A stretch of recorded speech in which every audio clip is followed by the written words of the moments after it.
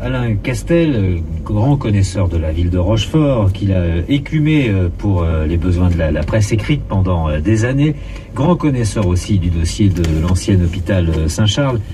qu'il connaît vraiment et qu'il maîtrise vraiment très très bien, et aussi de l'hôpital de la Marine. Nous sommes en pleine enquête publique, Alain Castel, sur justement l'avenir de l'hôpital de la Marine et ce projet d'y installer une cité thermale avec, on se le rappelle, un échange pour €1 symbolique, quelques 6 000 mètres carrés de terrain pour le bâtiment thermal, échangé avec la société familiale propriétaire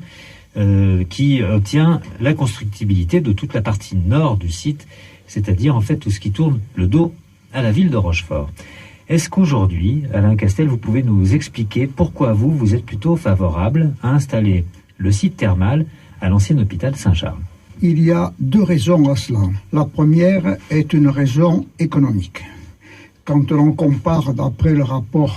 l'étude qui a été conduite par le cabinet Howard à la demande de la municipalité, quand on compare le prix des 2 aménagements, l'un pour l'ancien hôpital civil Saint-Charles,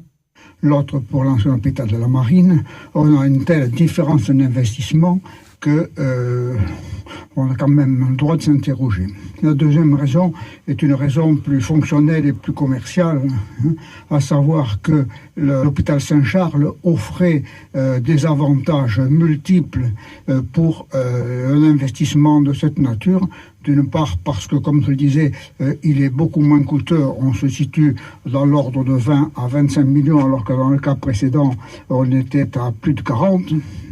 Et sans compter d'ailleurs tous les aménagements urbains que ça supposait, de voiries, de réseaux, etc. Donc, ma préférence allait à l'hôpital civil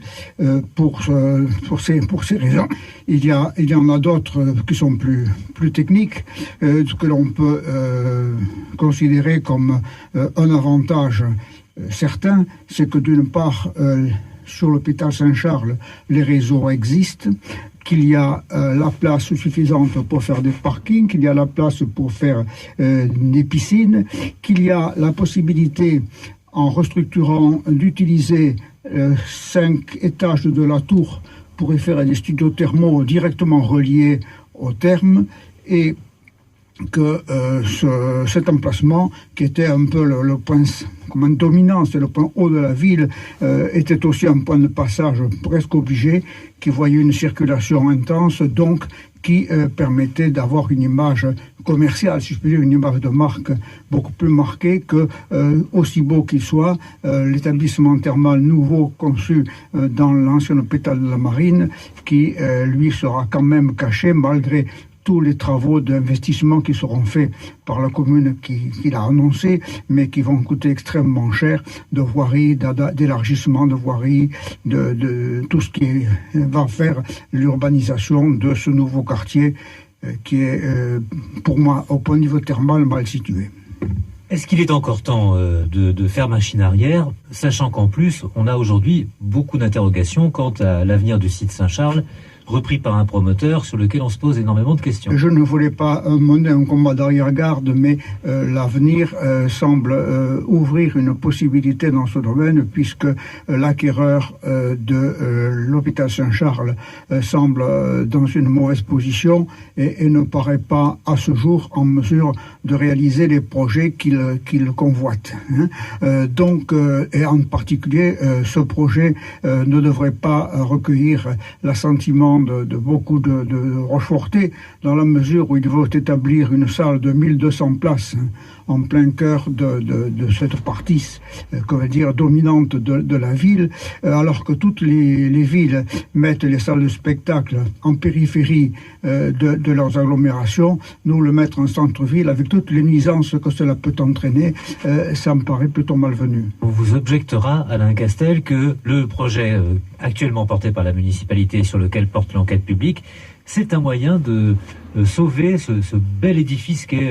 l'ancien hôpital de la Marine, qui est en déshérence, il faut bien le dire, et qui est menacé un jour ou l'autre de s'écrouler. Dieu sait si je suis un défenseur de l'ancien hôpital de la Marine. J'ai été dès le premier jour très lié avec son acquéreur David Cohn, qui m'a pris en amitié, avec qui nous avons collaboré pendant de nombreuses années jusqu'à son décès. Et je dois dire que s'il est vrai que nous avions ensemble échafaudé l'idée d'y transférer les termes dans ces dernières années, et il avait un petit peu révisé son point de vue, parce qu'il avait conscience que ça posait de gros problèmes. Par contre, et là je rejoins un petit peu le projet global auquel je souscris par ailleurs, c'est que pour revitaliser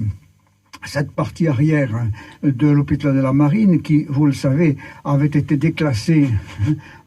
par la révision du plan d'occupation des sols en l'an 2000, qui avait supprimé le droit de constructibilité sur toute la partie arrière, toute la partie nord en quelque sorte du site thermal, thermal militaire. Toute cette partie-là méritait d'être remise en constructibilité. Donc la solution que nous avions envisagée avec M. Cohn à l'époque, c'était non pas d'y faire des termes, mais d'y faire du thermoludique, de la remise en forme, du spa, en complément d'abord à l'hôtellerie qu'il envisageait de faire sur l'ensemble du bâtiment ancien, mais aussi d'y faire en même temps un casino, ce qui faisait un ensemble de standing cohérent, qui gardait la géométrie globale du site, mais qui en même temps lui donnait un niveau d'activité qui relevait un petit peu celui de la station. Moi, je vais d'abord poser deux questions. Est-ce que ça vaut la peine de faire un établissement thermal qui va coûter un nombre de millions assez considérable pour seulement gagner 5000 curistes, alors que d'autres stations comme Ballaruc-les-Bains, comme Dax, ont eu d'autres ambitions et les ont réalisées. Si la ville a adopté la solution de l'hôpital Saint-Charles, elle serait d'une part tenue